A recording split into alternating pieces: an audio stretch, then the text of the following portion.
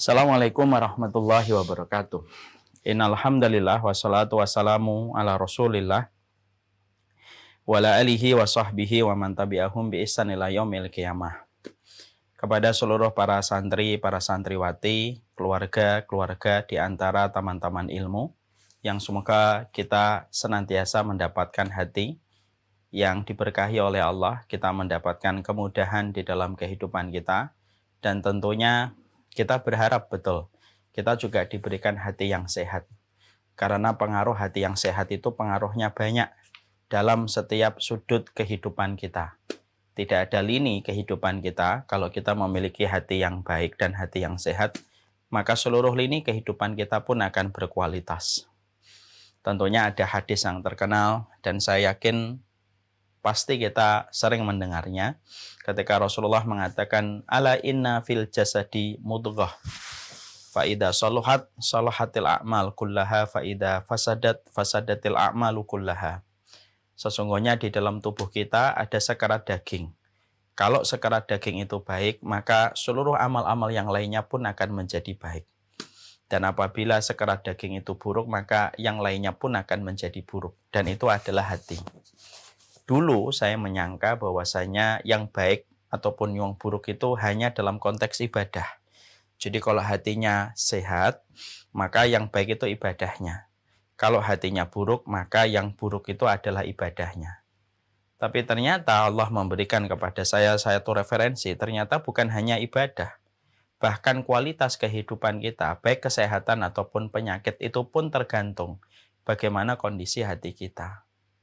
Makanya rata-rata penyakit fisik itu sangat terpengaruh dengan apa yang difikirkan di dalam kehidupan seseorang. Dan apa yang difikirkan itu tergantung bagaimana suasana dan kondisi hati. Makanya ketika hati seseorang itu bersih, sehat, maka akhirnya memberikan input kepada pikirannya adalah pikiran yang positif. Dan ketika pikiran itu positif, maka kualitas kehidupannya, ibadahnya, bahkan kualitas kesehatannya, imun tubuhnya pun akan bertambah sesuai dengan pola pikir yang positif.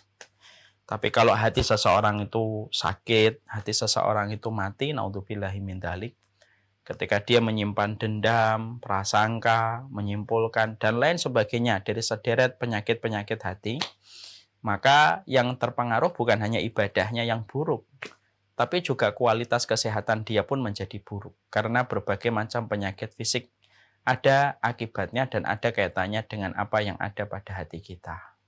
Nah, inilah yang menjadikan kita meminta kepada Allah Subhanahu wa taala supaya kita diberikan hati yang salim. Dan sebenarnya ketika kita mengkaji kitab At-Tadhkirah, ini merupakan bagian dari ikhtiar kita untuk memiliki hati yang sehat.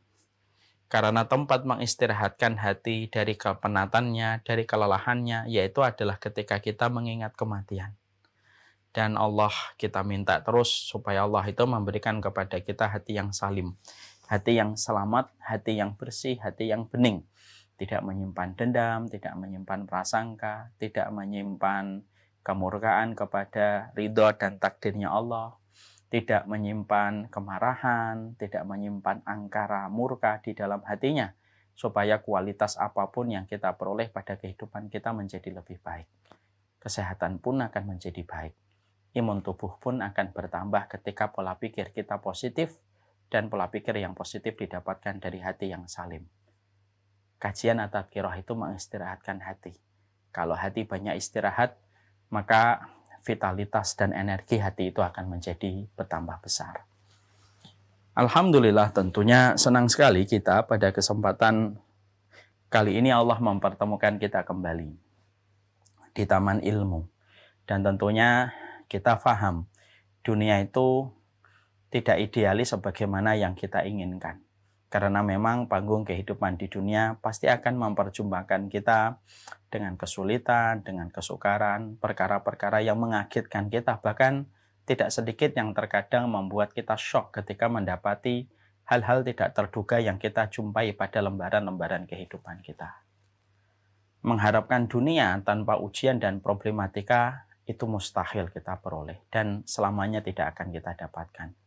Tapi bisa kita rubah Ketika kita tahu bahwasanya dunia ini tetap menampilkan ujian, kesulitan, dan perkara-perkara yang terkadang mengagetkan dalam lembaran kehidupan kita, maka dimulai dengan kita bersyukur kepada Allah atas apapun karunia yang sudah Allah berikan kepada kita.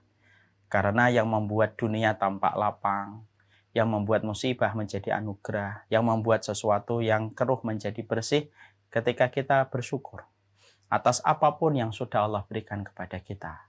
Kita bersyukur pada teman-teman yang sudah kita miliki. Kita bersyukur pada aktivitas yang sudah Allah berikan dalam kesibukan kita. Kita bersyukur terhadap keluarga mungil yang kita miliki, yang Allah berikan itu kepada kita. Kita memang tidak bisa merubah dunia ini sempurna sebagaimana surga. Tetapi kenikmatan surga bisa dirasakan oleh hati yang bersyukur kepada Allah atas setiap karunia yang Allah berikan dalam kehidupannya. Makanya Syekhul Islam mengatakan, inna fid dunya la jannatun ma lam yadkhuluha fil akhirah. Sesungguhnya di dunia ini ada surga. Siapapun yang tidak pernah mencicipi surga di dunia, maka dia tidak akan mampu mencicipi surga di akhirat. Dan salah satu kehidupan surga di dunia itu apa? Kelapangan hati, kesyukuran jiwa terhadap setiap karunia yang Allah sudah berikan dalam kehidupan kita. Yang salah bukan apa yang sudah diperoleh orang lain, dan yang salah apa yang sudah didapatkan sama orang lain. Yang salah bukan apa yang baru kita peroleh dan apa yang baru kita dapatkan. Yang salah itu ketika kita tidak memaknai kehidupan ini dengan rasa dan konsep bersyukur pada bilik hati dan jiwa kita. Inilah yang menjadikan kita bersyukur supaya kita mendapatkan makna keberkahan pada setiap karunia-karunia yang kita dapatkan dari sisi Allah. Yang kita khawatirkan itu bukan hilangnya sebuah karunia benda yang sudah Allah berikan kepada kita. Tapi yang lebih kita khawatirkan itu hilangnya keberkahan pada karunia itu walaupun barangnya ada. Banyak orang yang memiliki teman, tapi justru dia tidak merasa nikmat pada pertemanan itu. Ada orang yang memiliki barang, tapi justru barang itu tidak bisa difungsikan sebagaimana mestinya. Hanya tertumpuk-tumpuk saja. Ada banyak orang yang mendapatkan kondisi di mana kondisi yang dia peroleh adalah impian sebagian orang ketika melihat dia dari kejauhan, tapi justru dia tidak bisa merasakan dan mencicipi arti kebahagiaan dari kondisi yang dia sudah dapatkan. Itulah yang dimaksudkan oleh para ulama. Hilangnya berkah pada karunia ketika kita tidak pernah berkomitmen di dalam bersyukur terhadap apa yang sudah Allah berikan kepada kita. Apapun yang Allah sudah anugerahkan kepada kita, rumah, papan, sandang, dan pangan, teman-teman kita, sahabat-sahabat kita, memang terkadang tidak sesuai dengan harapan hati kita. Tapi sejatinya, di dalam kita bersyukur, kita akan mendapatkan keberkahan-keberkahan dari apa yang telah Allah hadiahkan di dalam kehidupan kita. Janganlah setiap kenikmatan menjadi hilang. Gara-gara kita tidak mampu menikmati dengan rasa kesyukuran terhadap apa yang sudah Allah berikan kepada kita. Cukuplah musibah. Bukanlah ketika kondisi yang sudah kita dapatkan, keadaan yang sudah kita peroleh, barang yang sudah kita dapatkan, itu hilang. Dan kita tidak tahu siapa yang mencurinya. Tapi yang lebih kita khawatirkan adalah karunia-karunia yang Allah berikan tidak ada maknanya untuk kita. Ketika Allah hanya memberikan karunia, tetapi Allah mencabut keberkahan pada karunia itu. Nah, itulah yang membuat kita berlindung diri. Ya Allah, berikanlah kepada kami setiap karunia kecil ataupun besar. Engkau sertakan di dalam karunia itu adalah keberkahan.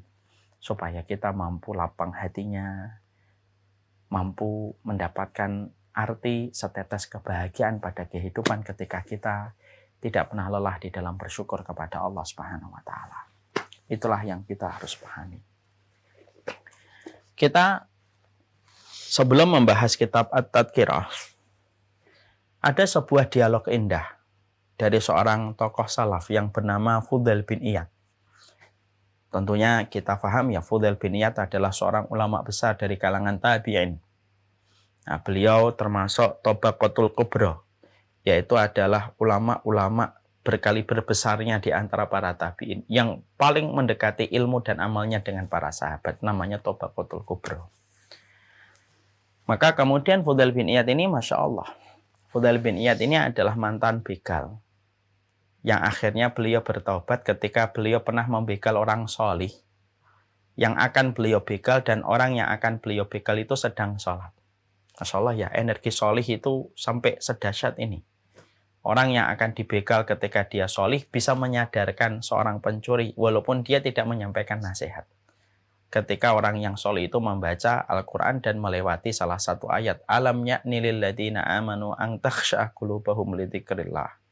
Memang belum waktunya kita untuk menundukkan hati kita, hidup kita kepada Allah.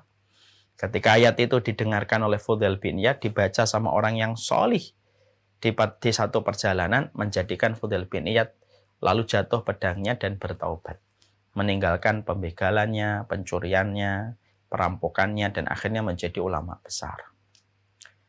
Nama beliau cukup banyak di dalam referensi-referensi kitab yang sering kita baca.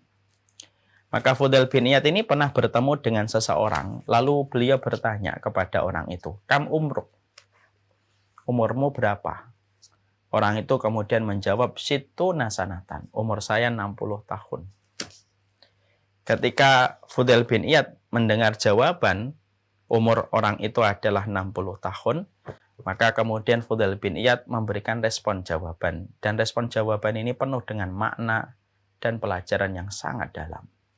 Beliau mengatakan, mundu sittina sanatan tasiru ilallah wa yushiku an tabluk.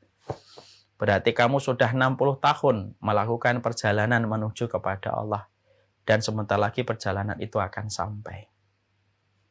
Seorang Fudail bin Iyad itu memotret umur dengan cara pandang yang sangat berbeda dengan kebanyakan orang. Beliau ketika memandang umur, maka beliau mengkaitkan umur manusia itu adalah perjalanan menuju kepada Allah. Journey to Allah. Rihlatun ilallah. Yang mana semua dari kita ini ternyata kalau kita mengkaitkan kehidupan umur kita dengan apa yang dilihat oleh Fudail bin Iyad, maka sesungguhnya kita ini sedang berjalan menuju kepada Allah. Setiap hari yang kita lewati semakin menjauhkan kita dari panggung dunia dan tepuk tangan kerumunan manusia, dan semakin mendekatkan kita, perjumpaan kita dan pertemuan kita kepada Allah. Journey to Allah itu umur kita.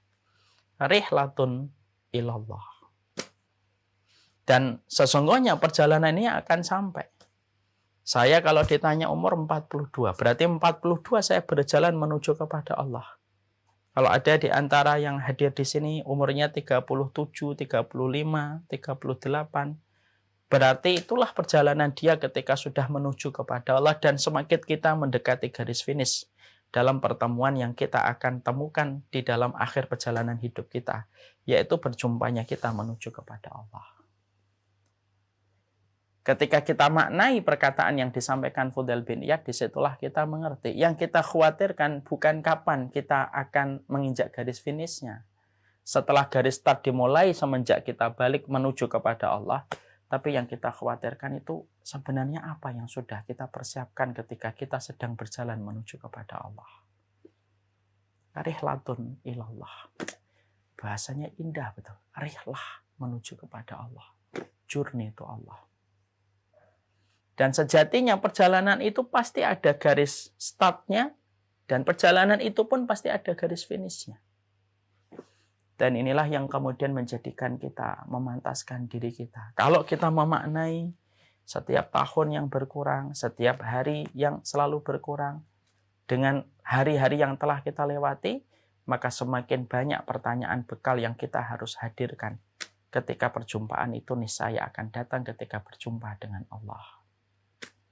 Siapapun yang telah mempersiapkan bekal-bekal terindah sebelum perjalanan journey to Allah-nya itu akan menginjak garis finish, itulah yang sejatinya akan senang ditemui oleh Allah.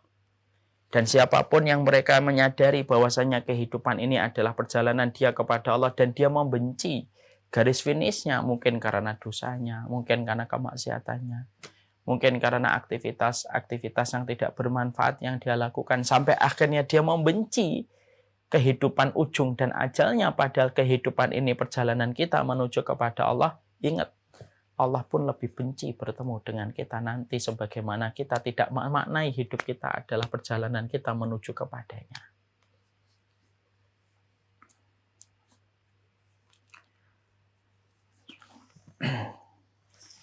Itulah yang kemudian dikatakan oleh Rasulullah Shallallahu Alaihi Wasallam.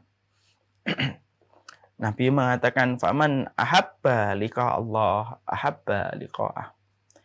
Faman kariha liqa Allah, karihallahu liqa'ah."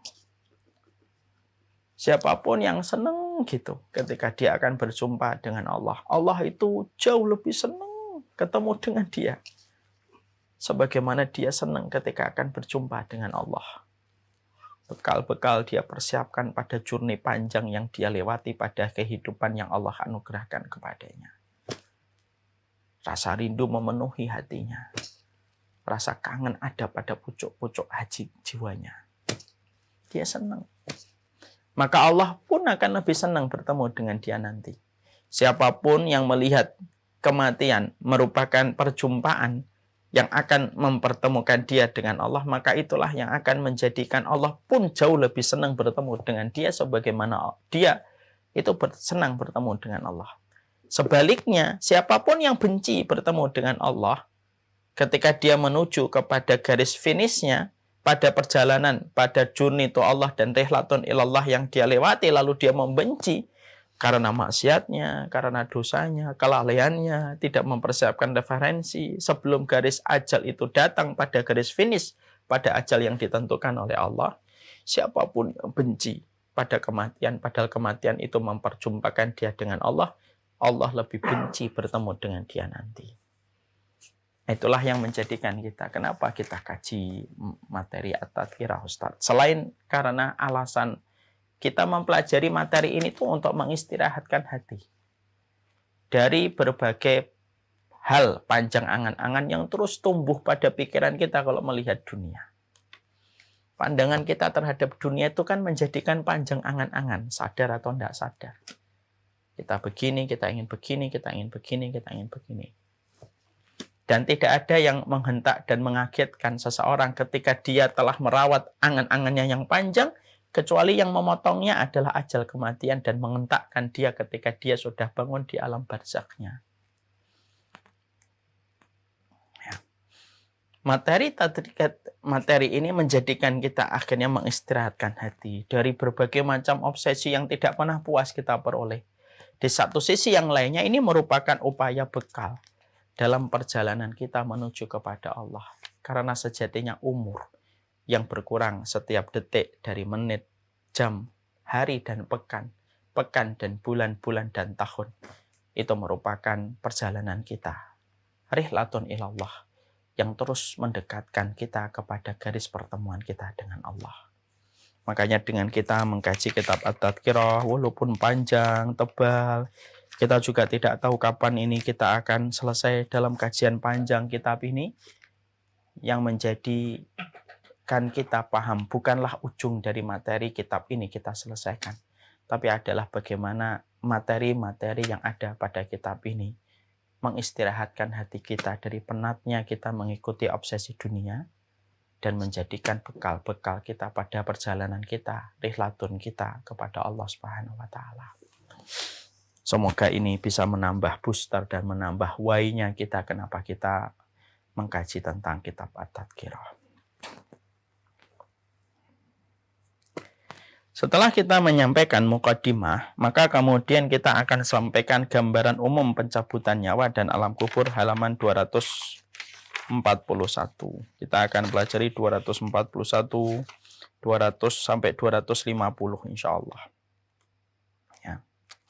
Tentunya kita paham betul dalam materi 241 sampai 250 ada beberapa poin yang saya bedah di dalam lembaran-lembaran ini supaya kita lebih mudah memahami dan mengetahui setiap rumpun yang disampaikan oleh Imam Al-Qurtubi.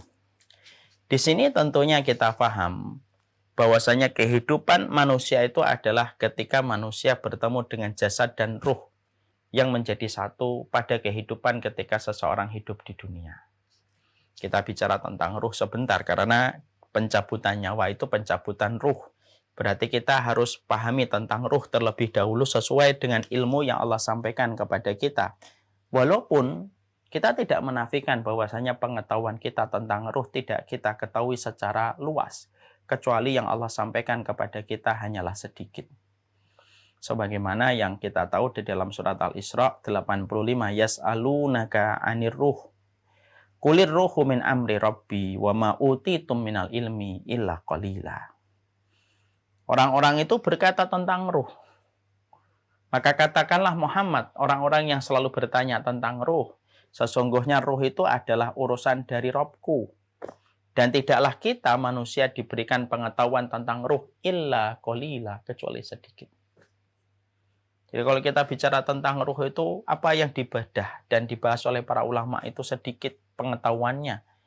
Karena sebagian besar pengetahuan tentang ruh dipegang oleh Allah dan tidak Allah sampaikan kepada manusia dan tersimpan ilmu itu di sisinya. Ya. Makanya ada orang Yahudi yang pernah bertanya pula tentang ruh kepada Rasulullah SAW.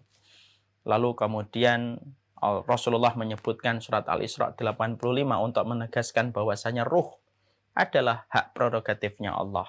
Tidak disampaikan kepada manusia, tidak Allah sampaikan kepada Nabi dan Rasulnya. Wa ma utitum minal ilmi illa qalila. Tidak disampaikan ilmunya kepada kita kecuali sedikit. Ini yang kita paham. Yang kedua, ketika sedikit itu para ulama lalu kemudian menjelaskan kepada kita sebelum kita membahas tentang kematian. Bahwasanya kondisi-kondisi ruh itu adalah sebelumnya, sebelum Allah itu menciptakan jasad manusia, Allah itu menciptakan ruh terlebih dahulu. Sebelum Allah menciptakan Adam dan menciptakan seluruh manusia itu Allah menciptakan ruhnya. Dan bukankah kita diciptakan ruhnya kita dulu sebelum terbentuknya seluruh fisik kita ketika kita melihat bagaimana kondisi manusia ketika berada pada kandungan rahim ibunya. Manusia baru sekarat daging yang menggantung. Lalu kemudian pada usia 120 hari baru ditiupkan rohnya. Sebagaimana roh itu pula yang pernah ditiupkan malaikat kepada rahimnya Ibunda Maryam bintu Imran. Jadi roh itu sudah tercipta dulu sebelum jasad dan fisik manusia. Dia ada pada satu tempat. Yang Allah ciptakan ruh itu dan Allah turunkan sesuai dengan waktu yang telah ditentukan pula oleh Allah kapan kelahiran seseorang dan telah ditentukan kapan ruh itu akan berpisah dari jasadnya. Ya. Makanya ruh itu diciptakan oleh Allah dulu.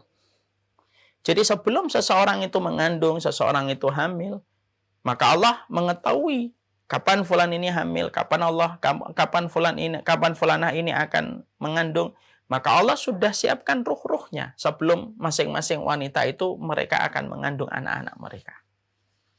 Maka ketika pada 120 hari ditiupkanlah ruh. Ditetapkanlah ajalnya, ditetapkanlah rezekinya, ditetapkanlah berbagai macam persoalan-persoalan dalam kehidupannya. Menjadi bagian takdir dan itu merupakan penjelasan dari takdir panjang yang telah ditentukan oleh Allah 50.000 tahun sebelum Allah menciptakan langit dan bumi. Ditegaskan kembali pencatatan takdir itu ketika manusia ditiupkan ruhnya pada janin rahim ibunya ketika dia ada di dalam kandungan ibu yang dia cintai. Itu ruhnya. Maka setelah itu, kemudian terbentuklah jasad. Pelan-pelan terbentuklah jasad setelah ruh itu.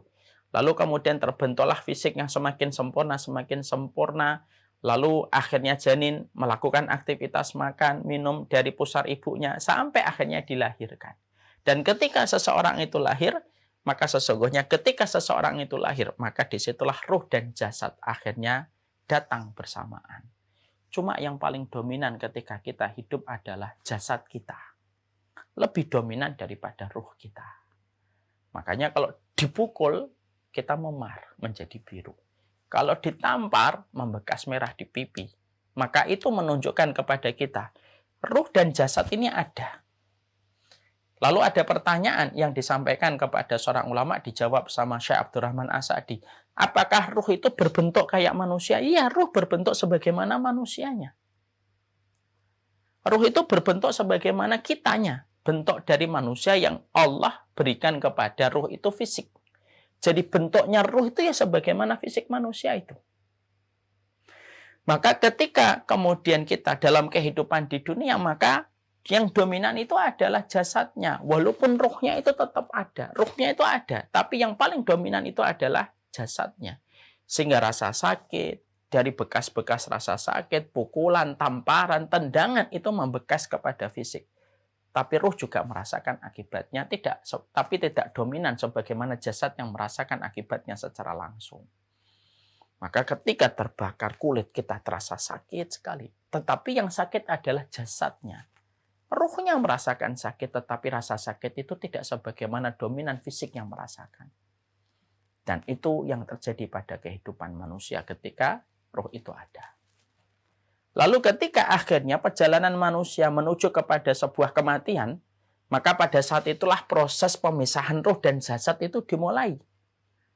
Setelah mereka berjumpa sepanjang hidupnya, Allah berikan kesempatan anugerah kehidupan kepada manusia, lalu akhirnya ajal itu datang, maka malaikat itu bertugas bukan mematikan ruh, tetapi mematikan fisik, tetapi tetap hidup ruhnya. Makanya yang dicabut adalah ruhnya. Sebagaimana kemudian gigi yang tanggal dari tempatnya. Yang dicabut itu adalah ruhnya. Jasadnya, maka jasad itulah yang ada di tempat rumah kita ketika kita menangisi orang yang kita cinta. Itu jasadnya. Ruhnya kemudian melakukan proses sebagaimana yang diceritakan, disampaikan Nabi dalam riwayat Bara' bin Azib. Naik ke langit sampai kemudian turun lagi ke alam barzah ketika jasad itu dibawa setiap para pelayatnya menuju ke liang kubur. Jasad yang dibawa. Ketika manusia itu berada di dalam kuburan, lalu dimasukkan, lalu ditimbun dengan tanah, tentunya ada proses pengembalian ruh kepada jasad kembali. Cuma hidupnya ruh ketika bertemu dengan jasad dalam konteks kehidupan barzah, bukan dalam konteks kehidupan di dunia. Konteks kehidupan di dunia itu denyut jantung. Ya, denyut jantung, tarikan nafas. Tidak bisa lepas dari oksigen, menghembuskan CO2 yaitu karbon dioksida. Kemudian kulit yang kemudian sensitif, itu konteks kehidupan pada alam yang bernama dunia. Tapi ketika seseorang itu sudah menuju kepada kematian, ketika tugasnya malaikat mencabut ruh dari jasad, tugasnya itu bukan mematikan ruh, hanya mematikan jasad dalam konteks kehidupan di dunia. Ketika para pelayat membawanya ke area kuburan, lalu memasukkan ke liang lahat, pada saat itulah tugas malaikat mengembalikan ruh kepada jasad sebagaimana perintahnya Allah. Bukankah Allah kemudian berfirman ketika ruh itu dibawa ke langit dan tertahan di langit yang ketujuh, lalu Allah berfirman, A'idhuhu ilal ardi. Kembalikan ruh-ruh itu ke bumi. Karena aku menciptakannya dari tanah. Dan dari tanah pula aku akan membangkitkan dia kembali. Maka malaikat-malaikat rahmat kalau yang dibawa adalah orang beriman, membawa kembali ruh, lalu berjumpa kembali dengan jasad. Proses penyatuan kembali antara ruh dengan jasad, salah satu barometernya terjadi ketika akhirnya jenazah itu mendengar suara terompah orang yang terakhir kali keluar dari kuburan ketika dia melakyat dirinya. Lalu dia mendengar suara terompah yang terakhir ketika keluar dari kuburan itu. Ketika ruh sudah bertemu dengan jasad, dihidupkan kembali. Dia merasakan apa yang dirasakan. Dia mendengar bagaimana kuburan-kuburan itu bicara. Kalau dia orang yang beriman, maka kuburan dan tanah-tanah kuburan akan berkata dengan perkataan yang baik. Karena mereka berjumpa dengan pemilik jasad dan ruh yang dulunya berjalan kehidupan di dunia itu dengan ketaatan dan ibadah, dan tanah-tanah itu mengenalnya. Sudah pernah kita bahas. Kalau dia bukan orang yang beriman dan taat kepada Allah dan melumuri kehidupannya dengan kemaksiatan-kemaksiatan di atas tanah, maka tanah-tanah itulah yang akan menghempaskan seluruh sendi sarafnya dan tulang-tulangnya ketika dia baru dipersatukan dengan jasadnya. Dia mendengar itu, mendengar semuanya itu. Cuma kehidupan konteks di alam barzah itu berbeda dengan konteks kehidupan di panggung dunia. Dan pada saat ketika orang berada di alam barzah, pada saat itulah ruh dan jasad bertemu. Cuma yang dominan adalah ruhnya, bukan jasadnya. Berbeda dengan kehidupan di dunia. Yang dominan adalah fisiknya, bukan ruhnya. Tapi ketika seseorang itu berada di dalam kuburan, maka yang dominan itu ruhnya dan jasadnya. Makanya akhirnya kita menjumpai ada orang yang bisa jadi diadab, bisa jadi dia mendapatkan siksa yang sangat pedih, tetapi kita melihat fisiknya itu ya begitu-begitu aja. Mana contohnya? Coba kalau kita lihat itu Fir'aun. Melihat Fir'aun, coba carikan itu fotonya Fir'aun, Mas Iwan. Kalau kita melihat Fir'aun, yang kemudian Allah itu perlihatkan kepada kita, ketika Allah mengabadikan Fir'aun, lalu Allah mengawetkan Fir'aun menjadi sebuah pelajaran untuk kita, dan hari ini mampu kita temukan fisiknya Fir'aun di sebuah museum, dan itu masih ada sampai hari ini menjadi bukti tentang keberadaan dan kebenaran apa yang disampaikan di dalam Quran. Kita melihat Fir'aun itu seakan-akan fisiknya itu diem. Padahal kita mendapati dalam salah satu ayat Allah, an-naru yu'raduna 'alaiha ghuduwwan wa 'ashiyya. Sesungguhnya neraka itu diperlihatkan kepada Fir'aun ghuduwwan wa 'ashiyya, pagi dan sore tiap waktu, karena Fir'aun itu diadab oleh Allah di dalam adab kubur, dan sesungguhnya adab kubur kepada Fir'aun itu merupakan adab kubur yang tidak pernah berhenti walaupun sejenak pun. Karena bagi orang kufur, bagi orang musyrik, bagi orang munafik, Allah timpakan kepadanya adab kubur, dan adab kubur itu tidak pernah berhenti. Bagi orang yang kafir kepada Allah itu tidak pernah berhenti. Terus berjalan, dan berhentinya mereka dan istirahatnya adab yang dirasakan orang kafir dan orang musyrik ketika mereka sudah mati, para ulama menyampaikan mereka berhenti sejenak antara sangkakala yang pertama dan yang kedua ketika ditiupkan oleh malaikat Israfil. Ketika ditiupkan oleh malaikat Israfil. Maka ketika batasan, ketika kita mengetahui dua kali, kita kemudian menjumpai bahwasanya ada tiupan sangkakala yang pertama dan yang kedua. Jarak antara satu tiupan dengan tiupan yang kedua, sebagaimana jarak 40, yang kata Abu Hurairah, tidak ada yang mengetahui 40 itu 40 waktu apa, karena hanya Allah yang tahu. Makanya ketika dikatakan kepada Abu Hurairah, 40 tahun, fa'aba. Abu Hurairah diam, tidak menjawab. 40 bulan, Abu Hurairah diam, tidak merespon. 40 pekan, Abu Hurairah diam, tidak menjawab. 40 hari, Abu Hurairah diam. Disitulah para ulama mengatakan hanya Allah yang tahu. Apakah itu 40 tahun ataukah 40 pekan. Pada jarak sangkakala yang pertama dan yang kedua, disitulah orang-orang itu istirahat. Sejenak dari adab kubur. Sebelum dilanjutkan kembali dengan peristiwa yang jauh lebih menegangkan daripada urusan kuburnya. Dan Fir'aun itu kalau kita melihat, maka dia itu seakan-akan tidak merasakan adab yang pedih. Padahal Allah menyampaikan, an-naru yu'raduna 'alaiha ghuduwwan wa 'ashiyya. Neraka diperlihatkan kepada Fir'aun itu siang dan pagi dan sore, dan tidak pernah berhenti untuk diperlihatkan neraka kepadanya, dan dia mendapatkan siksa yang tidak pernah sejenak pun berhenti, kecuali nanti sangkakala yang pertama ditiupkan. Mari kita lihat gambaran bagaimana Fir'aun itu. Tolong diperlihatkan, Mas Iwan. Ya. Kalau kita melihat Fir'aun, maka kita akan menjumpai ini bahwasanya Fir'aun ini seakan-akan dia dalam kondisi biasa.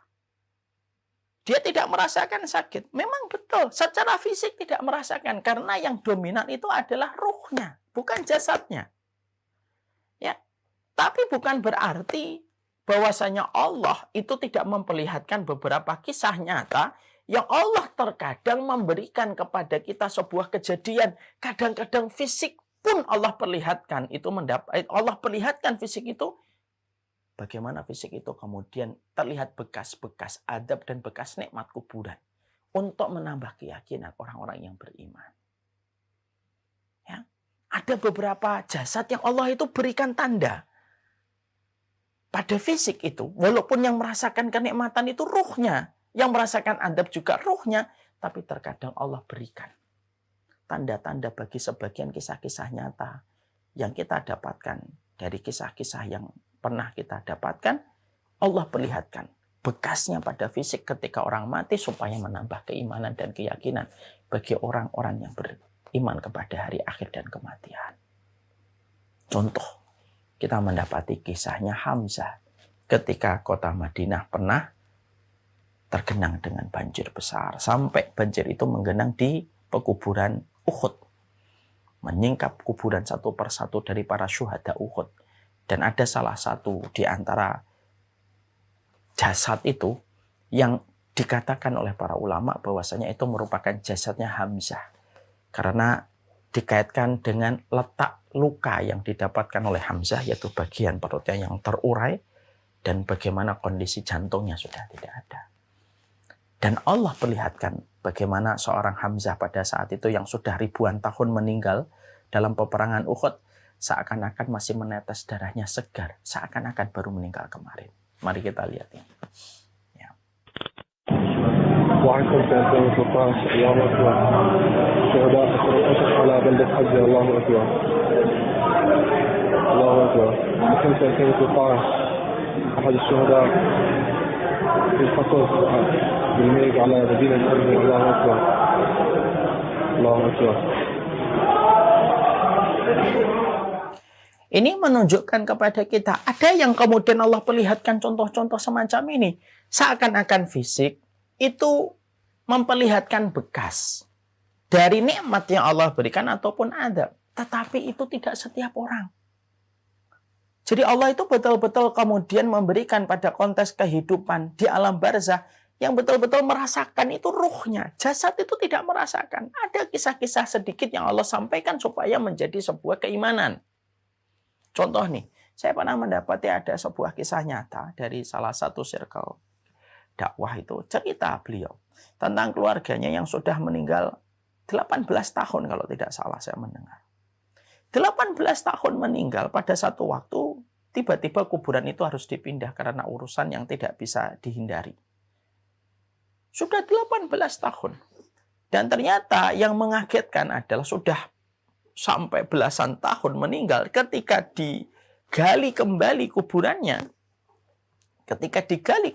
ternyata jasadnya itu masih utuh. Kain kafannya itu baru seakan-akan baru meninggal sepekan yang lalu. Padahal sudah belasan tahun. Sampai ketika ada sebuah kejadian ketika itu dibongkar dan harus dipindahkan, ada seseorang saksi mata yang sering menjaga kuburan itu berkata, "Bapak ini tuh keluarganya banyak banget ya. Setelah kematiannya itu datang silih berganti orang yang datang ke kuburan ini, dan setiap saya tanya ternyata keluarganya." Padahal bapak itu baru sadar kalau keluarga intinya ya keluarga yang hadir pada saat kuburan itu dipindahkan. Dan ternyata orang-orang yang menjenguk beliau itu adalah orang-orang yang beliau berikan kebaikannya sepanjang hidup. Dan keluarga intinya itu tidak tahu kebaikan yang beliau tebarkan dan beliau tanam ke banyak orang. Yang sampai beliau ketika meninggal dunia, orang-orang itu datang ziarah ke kuburannya untuk membalas kebaikan dari bapak itu ketika sudah meninggal dunia. Masya Allah. Dan ternyata kesaksian dari keluarga itu apa? Yaitu kain kafannya itu seakan-akan baru meninggal seminggu yang lalu, tidak rusak, padahal sudah belasan tahun. Ada yang semacam itu kita kemudian dapatkan. Tapi sekali lagi, itu tidak kemudian menjadikan kita akhirnya menyangka bahwasanya jasad itu dominan bersama dengan ruh. Tidak. Tetap yang dominan adalah ruh dalam kehidupan di alam barzah. Kita dapati sebuah kisah nyata lagi yang kita dapatkan dalam satu kajian, entah benar atau tidak, saya tidak ngerti. Tapi saya nukilkan sebuah kisah ini. Bagaimana ada orang yang makan riba, bekerja di tempat riba, lalu kemudian dikuburkan. Padahal orang ini adalah orang yang ahli ibadah. Taat di dalam melakukan ibadah. Ketika baru dikuburkan, kemudian baru dipendam tanahnya, tiba-tiba datanglah rombongan ambulans menuju kepada titik pengkuburan itu. Dan ternyata pihak yang pertama dari keluarga itu salah lokasi. Bahwasanya lokasi itu sebenarnya bukan lokasi untuk keluarga yang pertama, tapi untuk keluarga yang kedua. Sempat terjadi dialog, sempat kemudian diminta supaya yang kedua mengambil lubang mereka yang di tempat yang lain, tapi keluarga yang kedua tidak bisa menerima usulan itu dan tetap memaksakan ingin dikuburkan di situ. Akhirnya dengan berat hati pihak yang pertama akhirnya membongkar kembali kuburan yang baru beberapa menit dikuburkan. Dan ternyata ketika digali, dibongkar kembali kuburannya, diceritakan bahwasanya mereka terkaget. Baru saja mereka menguburkan tetapi kain kafannya sudah kayak gosong. Seakan-akan sudah merasakan adab yang pedih. Padahal testimoni dari orang yang melayat, orang ini baik. Banyak ibadahnya, tapi memang bekerja di tempat riba.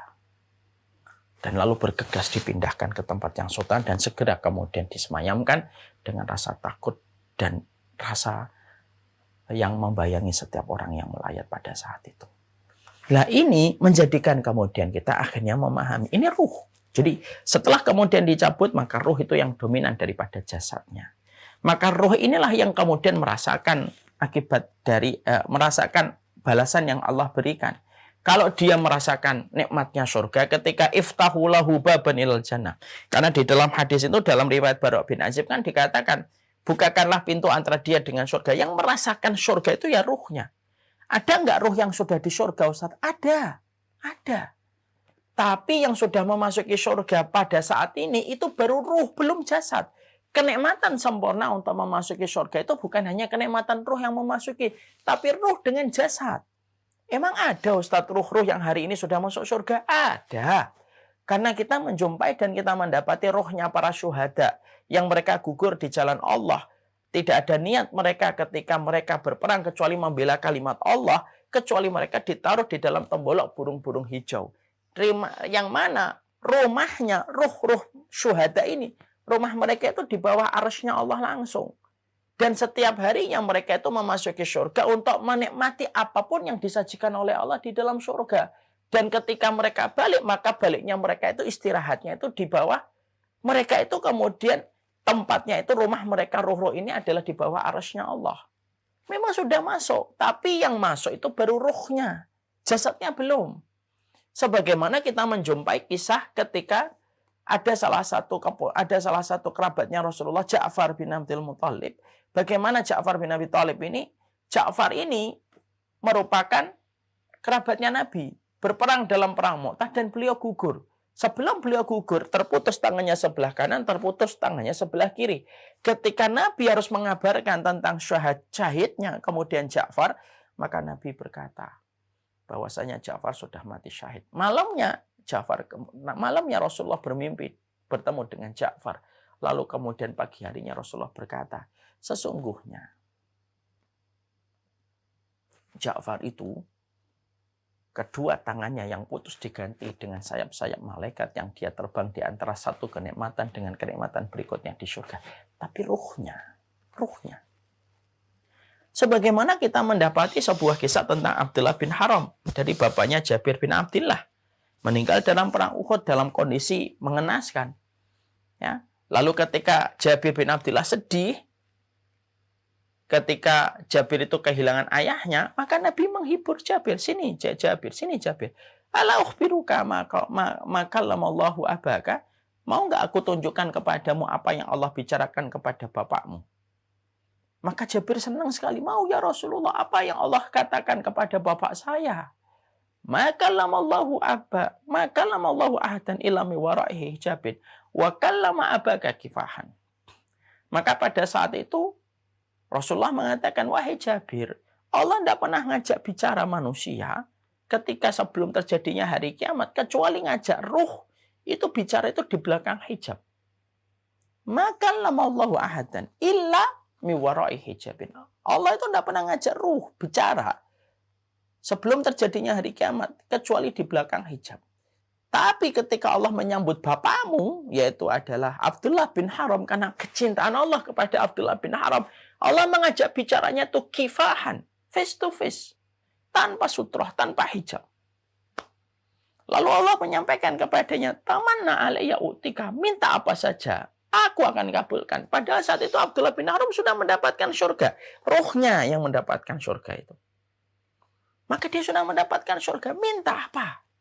Lalu akhirnya Abdullah bin Haram karena dalam tanda kutip dipaksa untuk meminta oleh Allah, akhirnya dia berkata, Antuhyani fa'uqtalu fika saniyatan. Ya, hidupkan aku lagi ya Allah, supaya aku bisa merasakan nikmatnya mati syahid. Lalu Allah menyampaikan, ketetapanku orang yang mati tidak bisa kembali yang hidup. Lalu Abdullah bin Haram berkata, kalau memang tidak bisa hidup kembali karena ketetapanmu ya Allah, kabarkanlah kepada orang yang masih hidup tentang nikmat yang engkau berikan kepadaku. Maka Allah turunkan salah satu ayat, wala tahsabannal ladzina qutilu fi sabilillahi amwat bal ahya'un inda rabbihim yurzaqun. Di dalam surat Ali Imran 169, janganlah kamu menyangka orang yang meninggal dunia di dalam peperangan itu mati. Bal ahyaun, mereka hidup. Hidupnya konteks kehidupan di akhirat, di alam barzah. Bal ahyaun inda rabbihim, mereka hidup di sisi Allah pada konteks kehidupan di alam barzah. Yurzakun, dikasih rezeki yang tidak pernah putus untuk mereka. Tapi ruhnya, nikmat atau tidak nikmat? Ya tetap nikmat. Cuma nikmatnya tidak sedahsyat kenikmatan ketika betul-betul ruh dan jasad sudah dipertemukan. Kapan ruh dan jasad lagi akan dipertemukan kembali, Ustadz? Ketika manusia sudah terjadi hari kiamat dan manusia digiring menuju kepada pengadilan Allah. Disitulah ruh dan jasad ketemu kembali dan sama-sama dominan antara ruh dengan jasad.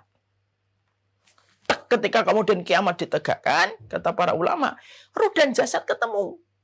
Ruh dan jasad ketemu kembali. Cuma dominan dua-duanya, ruh dan jasad sama-sama memiliki porsi yang sama dan seimbang.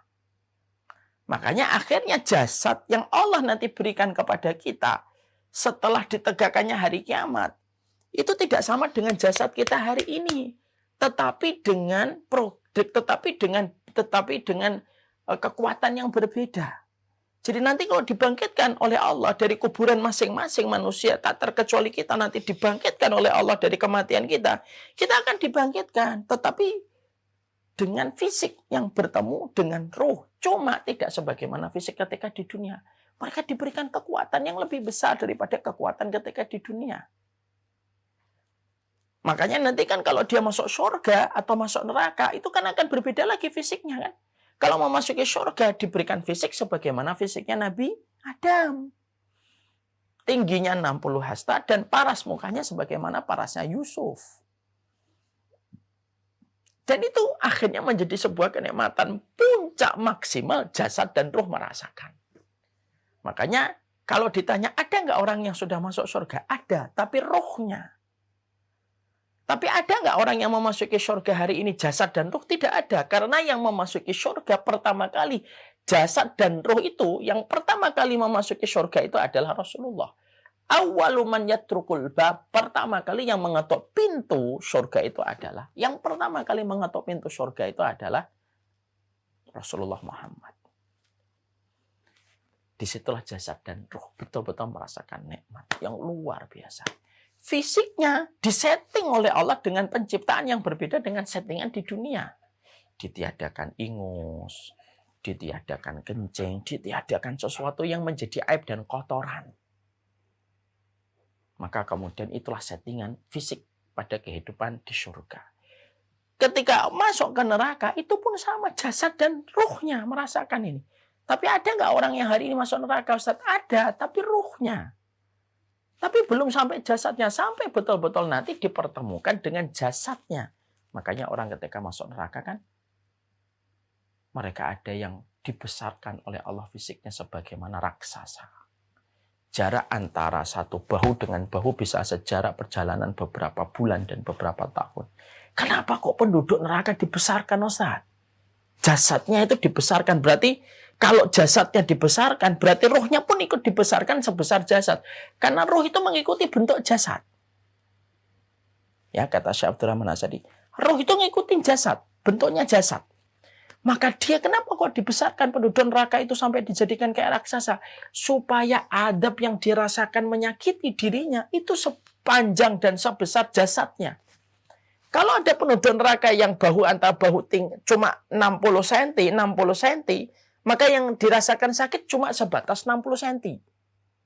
Tapi kalau dia dibesarkan penduduk neraka itu, kenapa ada penduduk neraka yang gigi gerahamnya itu sebagaimana gunung Uhud, itu baru gigi gerahamnya sebagaimana gunung Uhud. Itu baru gigi geraham. Kenapa kok dibesarkan semacam itu jasad-jasad mereka sebagian penduduk neraka? Karena ketika semakin dibesarkan, semakin rasa sakit yang dirasakan merata sebesar fisik yang Allah bengkakkan dan Allah besarkan untuk dirinya. Itu ruh. Jadi kita harus memahami dulu tentang ruh. Kenapa? Proses kematian yang diceritakan dalam riwayat Bara' bin Azib itu proses pencabutan ruh dari jasad. Tidak dimatikan ruhnya karena ruh tidak mati. Ruh itu yang ditinggal jasad.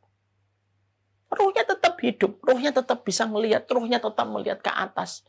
Ruhnya tetap sadar siapa yang membawanya, ruhnya tetap ada. Cuma fisiknya yang ditinggal.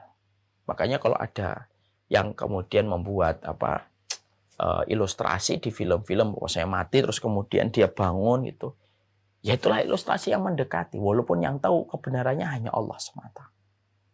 Tapi ruh itu tetap hidup, dia tetap ngerasain dia. Pada saat itulah yang tidak ngikuti apa Ustaz? Hawa nafsu sudah tidak ada. Hawa nafsu itu pada jasad. Ketika mati, roh itu tidak butuh hawa nafsu itu. Hawa nafsunya menempel pada jasad. Ya, makanya terus tidak ada lagi keinginan. Saya pengen jalan-jalan. Saya senang sama dia. Sudah nggak mikirkan itu. Karena apa? Sudah mati. Hawa nafsunya sudah mati. Pergilah dia menuju kepada Allah. Langit yang pertama, langit yang kedua, langit yang ketiga. Sampai tertahan di langit yang ketujuh. Nah itu ruh. Jadi saya sampaikan dulu tentang ruh supaya kita paham. Ini yang kemudian kita pahami ketika membahas tentang ruh dalam kacamata dan timbangan akidah Ahlussunnah wal Jamaah. Ya. Maka setelah kita membahas tentang masalah ruh, tentunya ada pembahasan tentang kematian itu sendiri. Ada beberapa poin tentang masalah kematian yang kita harus mengerti ya, supaya karena kita sudah tahu kematian itu proses pengambilan ruh dari jasad dan ruhnya tetap hidup. Dan hidupnya ruh tentunya sesuai dengan konteks kehidupan barzah. Tidak sebagaimana hidup pada konteks di dunia. Hidup pada konteks di dunia identik dengan tarikan nafas, jantung yang berdegup, kulit yang sensitif. Itu indikator-indikator hidup pada kehidupan di dunia. Maka hidup dalam konteks kehidupan di alam barzah tentunya berbeda. Setelah kita mengetahui ini, maka ada beberapa hal yang tentang masalah kematian ya. Tentang kematian itu sendiri, dan ada beberapa poin-poin penting yang juga kita harus pahami tentang kematian. Tapi kelihatannya waktu yang membatasi, sudah jam 5 hampir seperempat.